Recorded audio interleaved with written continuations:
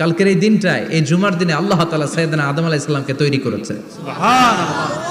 বিশ্বনবী বলেন, লাম্মা খালাকাল্লাহু আদামা ওয়া কানা তুলুহু 60 যিরাআন। আল্লাহ তাআলা যখন আদম আলাইহিস সালামকে তৈরি করলেন 60 হাত লম্বা করে তৈরি করলেন। সুবহানাল্লাহ। আর আমরাও যারা জান্নাতে ঢুকবো আমাদের আকৃতি থাকবে 60 হাত লম্বা। মজা করে সুবহানাল্লাহ পড়তে পারলেন না? আল্লাহ সাইয়েদনা আদমকে তৈরি করলেন এই জুমার দিনে। আবার সাইয়েদনা আদম আলাইহিস সালামকে পৃথিবীর বুকে তিনি পাঠিয়ে দিয়েছিলেন এই জুমার দিনে। সুবহানাল্লাহ। কুল নাহবিতু মিনহা জামিআ, ও Adam, go down with your wife, তোমার স্ত্রী হাওয়াকে নিয়ে পৃথিবীতে নামো। সাইয়েদনা আদম আলাইহিস সালামকে আল্লাহ তাআলা পাঠিয়েছিলেন শ্রীলঙ্কার একটা পাহাড়ে, অ্যাডামস পিক। ওখানে ঐতিহাসিকভাবে প্রমাণিত, এটা হাদিসে নেই, কুতুবুত তারিখে এসেছে। শ্রীলঙ্কা একটা পাহাড় আছে, কলম্বো থেকে অনেক দূর। ওই পাহাড়ের চূড়ায় সাইয়েদনা আদম আলাইহিস সালামের ফুটপ্রিন্ট আছে। ফুটপ্রিন্ট মানে পায়ের ছাপ।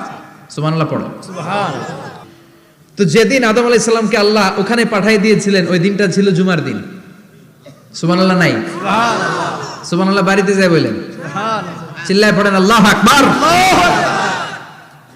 এরপরে সাইয়েদনা আদমকে পাঠানো হলো শ্রীলঙ্কায়।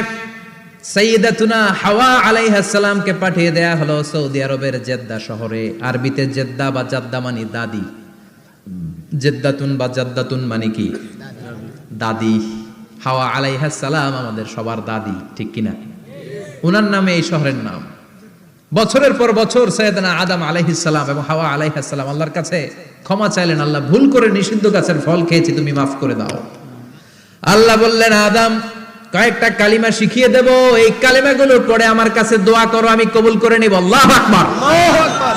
আল্লাহ শিখিয়ে দিলেন আর বললেন, আদম পড়ো, রাব্বানা যালামনা আনফুসানা ওয়া ইল্লাম তাগফির লানা ওয়া তারহামনা লানাকুনান্না মিনাল খাসিরিন। ও আল্লাহ, জুলুম করেছি নাফসের উপর, ভুল করেছি, অন্যায় করেছি, আপনি যদি ক্ষমা না করে দেন আমরা শেষ হয়ে যাব, আমরা হালাক হয়ে যাব, ক্ষতিগ্রস্তদের মধ্যে শামিল হয়ে যাব, ঠিক কিনা?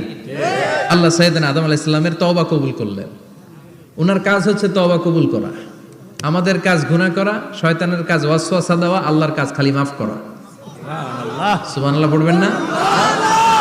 তাকাব্বালাল্লাহু তাওবাতা আদম ফি ইয়াউমিল জুমআহ। আল্লাহ যেদিন আদম আলাইহিস সালামের তাওবা যে কবুল করছেন, ঘোষণা দিয়েছেন, এই ঘোষণাটা ছিল জুমার দিনের ঘোষণা। আবার সাইয়েদনা আদমকে যেদিন রূহ কবজ করে আবার নিয়ে যাওয়া হয়, ওই দিনটাও ছিল জুমার দিন। পড়েন সুবহানাল্লাহ। যেই দিন পৃথিবীর প্রথম মানব, প্রথম